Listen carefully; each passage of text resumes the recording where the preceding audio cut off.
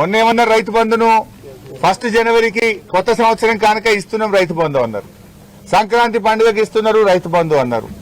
ఎలక్షన్లు అయ్యేటప్పుడు ఎలక్షన్ కాగానే 17వ తారీఖే రైతు బంధు కోడ్ ఉన్నది, కోడ్ అయిపోగానే 17వ తారీఖే రైతు బంధు వేస్తామన్నారు. 20 తారీఖు వచ్చింది. కేసీఆర్ గారేమో నాట్లకు రైతు బంధు వేసిండు. ఇప్పుడు నాట్లు అయిపోయా, కలుపు అయిపోయా, బందోబస్తాలు వేస్తే పొట్టకొచ్చింది. ఇంకెప్పుడు ఇస్తావు రైతు బంధు? ఇంకెప్పుడు ఇస్తావు? ఇప్పటికే 2 రైతు బంధులు ఎగ్గొట్టినావు. 4 రైతు బంధువులకు 2 ఎగ్గొట్టినావు, 2 ఇచ్చినావు. ఇప్పుడు 5వది. ఇది కూడా ఇస్తావా? ఎగబెడతావా? ఇంకెప్పుడు ఇస్తావు? ఎందుకు ఆలస్యం? కరోనాలో కూడా కేసీఆర్ గారు రైతు బంధు ఆపలే. నువ్వు ఎందుకు ఆపుతున్నావు? నువ్వు కాంట్రాక్టర్లకు మాత్రం 20,000 కోట్ల బిల్లులు ఇచ్చినావు. ఈ సంవత్సరం 20,000 కోట్లు కమిషన్ల కోసం బడా కాంట్రాక్టర్లకు బిల్లులు ఇచ్చినావు. బడా కాంట్రాక్టర్లకు బిల్లులు ఉంటాయి కానీ మా బక్కచిక్కిన రైతులకు రైతు బంధు వేయడానికి డబ్బులు లేవా నీ దగ్గర? ఎందుకు రైతులంటే చిన్న చూపు? ఎందుకు రైతు బంధు డబ్బులు ఇప్పటిదాకా వేయలేదు? ఫిబ్రవరి 20వ తారీఖు వస్తే కూడా రైతు బంధు రాదా? మొదలేసిన మార్చిలో అయితే ఇక కోతలకే వస్తాయి. మరి పెట్టుబడికి ఇస్తావా, కోతలకి ఇస్తావా? పోయిన యాసంగికి సన్నవడ్లకు బోనస్ ఎగ్గొట్టినావు. మరి ఈ యాసంగికి సన్నవడ్లకు బోనస్ ఇస్తావా, ఇయ్యవా? ముందే చెప్పు. ఇప్పుడు బోనస్ వస్తుందంటే వేసుకుంటాం, లేకపోతే దొడ్డు వేసుకుంటాం. దొడ్డు వేసుకుంటే ఓ 4 క్వింటాలు ఎక్కువ పడతాయి. బోనస్ వస్తాయంటే సన్న వేస్తారు. బోనస్ రాదంటే దొడ్డు వేసుకుంటే 4 క్వింటాలు ఎక్కువ పడుతుంది కదా. నువ్వు పోయిన యాసంగికి బోనస్ ఎగ్గొట్టినావు. మరి ఈ యాసంగికి బోనస్ ఉంటుందా, ఉండదా?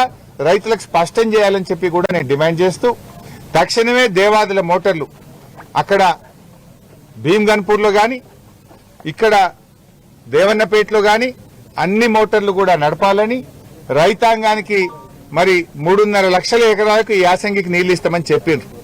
మరి 3.5 లక్షల ఎకరాల రైతులకు నీళ్లు అందించే విధంగా యుద్ధ ప్రాతిపదికన చర్యలు తీసుకోవాలని, ప్రభుత్వం మొద్దు నిద్ర లేసి దేవన్నపేట మోటార్లు, భీమ్గన్పూర్ మోటార్లు, గండిరామారం మోటార్లు అన్ని మోటార్లు కూడా నడపాలని మేము బీఆర్ఎస్ పార్టీ పక్షాన్ని డిమాండ్ చేస్తున్నాం. లోకల్ ఎమ్మెల్యే కడియం శ్రీహరి నిన్న కొన్ని వ్యాఖ్యలు చేశారు. కాళేశ్వరం కూలేశ్వరం అయిందన్నారు. తర్వాత కేసీఆర్ ను జాతిపిత అనేటువంటి విషయంలో ఆయన కొన్ని కామెంట్లు చేశారు. 2013కు ముందు కేసీఆర్ కుటుంబ సభ్యుల ఆస్తులు, ఇప్పుడు కేసీఆర్ కుటుంబ సభ్యుల ఆస్తులు బహిరంగపరచారు. నేను I can speak on that. కానీ నాది నేనేమో ప్రజల కోసం వచ్చిన రాజకీయాలు మాట్లాడితే కానీ మీరు అదే బ్రేకింగ్లు పెట్టి ఇది వదిలేస్తారని నా బాధ. నా పనిలాట ఏంది? మొద్దు నిద్రపోతున్న గవర్నమెంట్ నిద్రలేస్తే 1,00,000 ఎకరాలు పంట పండుతుంది. 1,00,000 మంది రైతులకు లాభం అయిద్దని నేను వచ్చిన.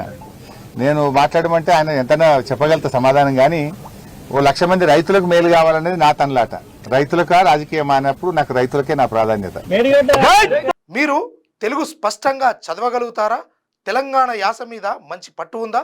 అయితే మీకోసం క్యూన్యూస్ ఒక మంచి అవకాశం కల్పిస్తుంది. ఇది ప్రత్యేకంగా విద్యార్థులు, గృహిణులు, వయసుతో సంబంధం లేకుండా ఎవరైనా సరే మీరు ఇంటి దగ్గర నుంచే పని చేసుకోవచ్చు. మీ వాయిస్ తోనే ఇంట్లో ఉంటూనే మంచి ఆదాయం సంపాదించుకోవచ్చు. ఇంకెందుకు ఆలస్యం? వర్క్ ఫ్రమ్ హోమ్ కి ఇప్పుడే సంప్రదించండి.